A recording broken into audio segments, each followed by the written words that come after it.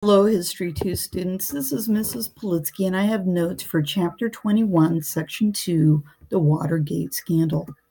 So, the roots of the Watergate scandal originate from the Nixon administration's attempts to cover up its involvement in a break-in that occurred at the Democratic National Committee headquarters. This headquarters was located in a complex known as the Watergate Complex, which you're going to see here in a moment when I show you the next slide. Determined to win the 1972 election at all costs, Nixon staffers began spying on opposition rallies and spreading rumors and false reports. Nixon, he didn't like the fact that in 1960 he lost to John F. Kennedy, and the fact that, 1968 was kind of a rough year. He was concerned that maybe 1972 he might struggle a little bit. Truth is, maybe he was worrying for no reason whatsoever. So, going back just a moment, when this break-in occurs, a couple of reporters known as Bob Woodward and Mr. Bernstein, that you see photographed there, actually were reporters for the Washington Post who were assigned to cover the break-in. The break-in itself, when it was reported, was not front page news. It was actually buried within the paper, not much being mentioned about it. But as time goes on, this event becomes bigger and bigger, and the cover-up becomes deeper and deeper. So, in letter C, although Nixon may not have ordered the break-in directly, he did order the cover-up. And that is the concern here, whether or not, he was purposely trying to protect people with this cover-up, and whether or not he knew things that maybe should have been revealed when he was asked, or when some of his staffers were asked. So on Election Day in 1972, Nixon actually won 520 of the electoral votes. His opposition only won 17. And truth is, this was a sweeping victory, probably one of the most lopsided victories in American history. And yet, Nixon was afraid he was going to win, and was willing to, to roll the dice and do some things that probably shouldn't have been done. So let's talk about the cover-up. In June of 1973, after about a year of stories that were running in the Washington Post, John Dean testified that a former attorney general had ordered the Watergate break-in.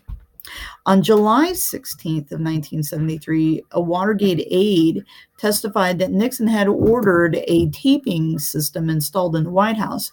And truth is, there had been taping systems before. Pretty much every president since FDR had some kind of recording device that was actually located within the Oval Office. Part of that was to ensure that they had correct notes. Some presidents were considering using some of that information for future, perhaps books or autobiographies. Needless to say, Nixon was kind of doing what a lot of the former presidents before him had done before. So in letter C, Nixon refused to turn over these tapes, pleading that executive privilege, which is this belief that White House conversations should be protected or remain confidential when it comes to national security. And so this led to a kind of a fight between members of Congress and the president of whether or not he should send those tapes out. Over time, the tapes are eventually going to be released. But the first edition that comes out, there are obvious edits where the tapes have been spliced and conversations have been pulled out, just in a sense to protect Nixon and some of the people in his White House. Eventually, all those tapes are going to be handed over. And what we find is when we listen to Nixon's conversations, we might hear maybe a tone that sounds a little bit of like a paranoid man. And the fact that, in public, he has his persona, but in private, in the Oval Office, he's a guy who uses maybe crude language. And, certainly that was something that he didn't want to have revealed to the voters. So needless to say, we're going to have a huge fight over these tapes. So meanwhile, there's more scandal. Vice President Spiro Agnew was forced to resign. Agnew actually was kind of the enforcer when it came to the White House. Nixon was kind of portrayed as kind of the face of the White House, but when it came to protecting the White House and speaking out very forcefully, it was kind of the work of Spiro Agnew. Well, Agnew had been taking bribes, and that is obviously a no-no. And so he was forced to resign from office. And as a result of that, we're going to have to appoint a vice president. And the man that gets appointed is a guy named Gerald Ford.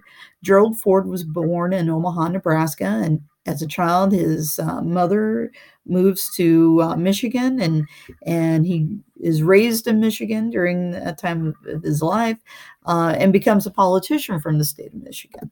So several days after Nixon actually hands over the tapes, the House Judiciary Committee voted to impeach Nixon, meaning that just this committee, not necessarily the entire House. There was no official vote from the House of Representatives for impeachment. Only times that we've had that is in the case of Bill Clinton and Andrew Johnson. But this committee was in the process of moving that procedure forth. So the House Judiciary Committee, they wanted to officially charge him with misconduct. Within a matter of days, on August 9th, 1974, Nixon resigns. And he resigns because of the fact that, one, there's this fear that he is going to be impeached, but there are other people that are in his inner circle that have already been basically apprehended, as you see in this wanted poster. Quite a few people served time for this event.